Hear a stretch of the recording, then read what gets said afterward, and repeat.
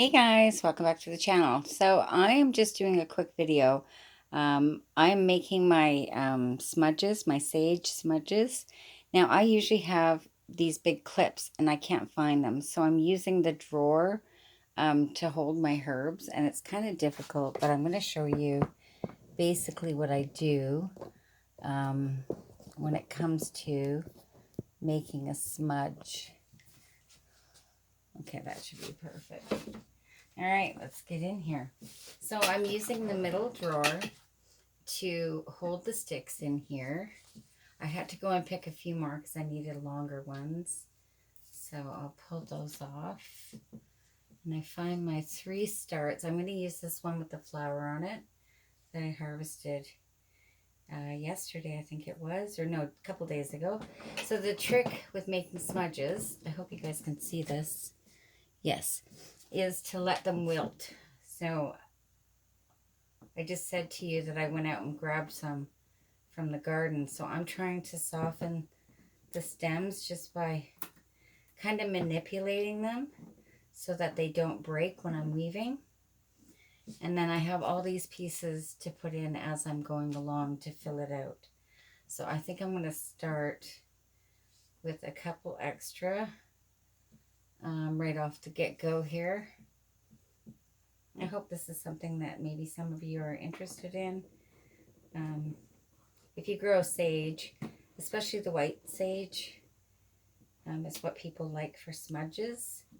It's fairly easy to make these, as long as you put good intention into them and good energy while you're making it. So like I said, I usually have clips and I don't. So I'm kind of using the drawer to hold it. And oops, oh, it's not going to work. Okay, well, hang on here. Okay, so basically all you're doing is like as if you're braiding hair, and you're slowly manipulating the branches. So you want to bend them, oops, but not break them.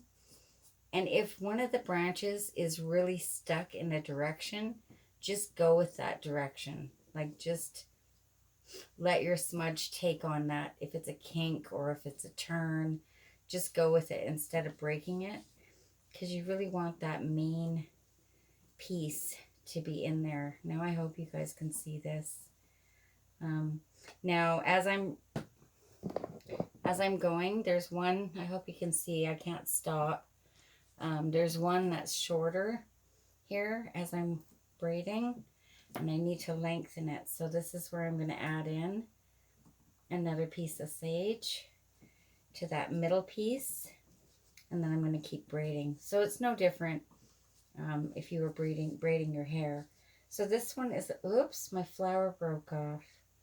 Okay, I need to add a piece into this because this just got real short. Okay.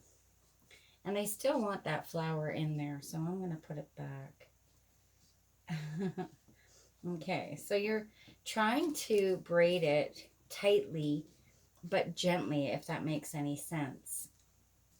Because you don't want your branches to break, and you want to maintain that weave so that it doesn't come apart, or that braid, I should say.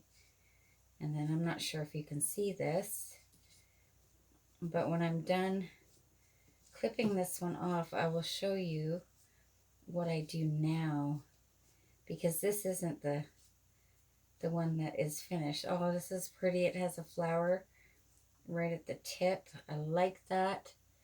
Okay, so now I don't have any clips, and I need to put the 3 that I have together. So I'm going to pull that out of that drawer, and I'm going to push it into this drawer. Okay, and that one's a lot shorter.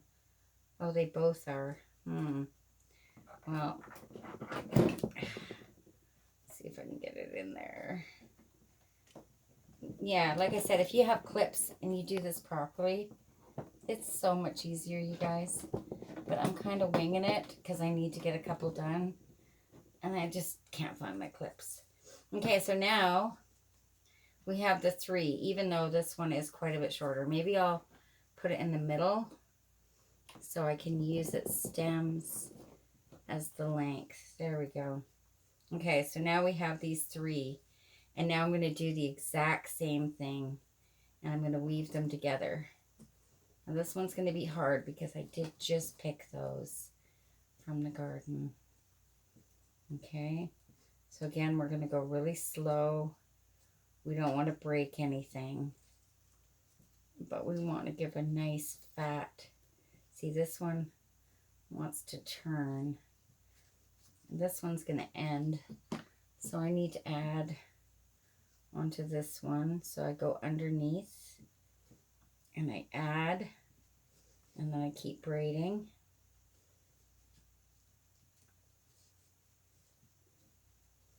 And this is going to be like a ceremonial sage smudge.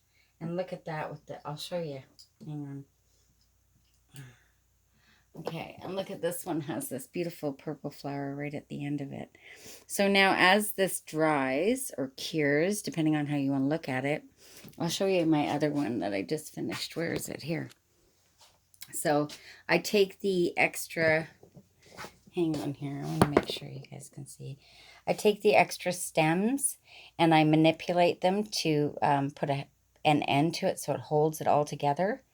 And then as this dries, see how this one has a really weird kink to it? That's okay. That's all right. So you see all these loose leaves. So as it dries, like the white sage is very sticky. It has a lot of pollen on it. I just kind of squeeze it and I get those leaves to attach. And then when it really starts to dry, I don't want these to get crispy, these little leaves. So I'll mist it with just a little tiny bit of water and then I'll squish it again to get it to hold its shape. And then when I'm all done, this is what my smudges look like. They're pretty big. I like to make them really big. Now this new one that I just did is special. Hang on, I'm going to take it out so you guys can see it. It's special because it's very, very big. And I'm very grateful I was able to get the flower on the end of it. So now when this dries just for a little bit longer, maybe I'll leave it for 2 hours to kind of wilt. I'll come back in and I'll take these branches and I'll wrap them around tight and tie them off so that it doesn't come apart. And like I said, you just keep squeezing. So you'll see some gaps. Oops, hang on here. You'll see some gaps where you can see light through. As it dries, I'll keep squeezing it until all those openings go away and all these leaves are in tight. And that's how I make my sage smudges. So I hope you guys enjoyed this little video. I was just doing this, watching some playlists, and I thought I would jump on here and share it in case anybody was curious on how to make a sage smudge. So, thank you for coming by my channel. Have a wonderful day. And that's it. Bye-bye.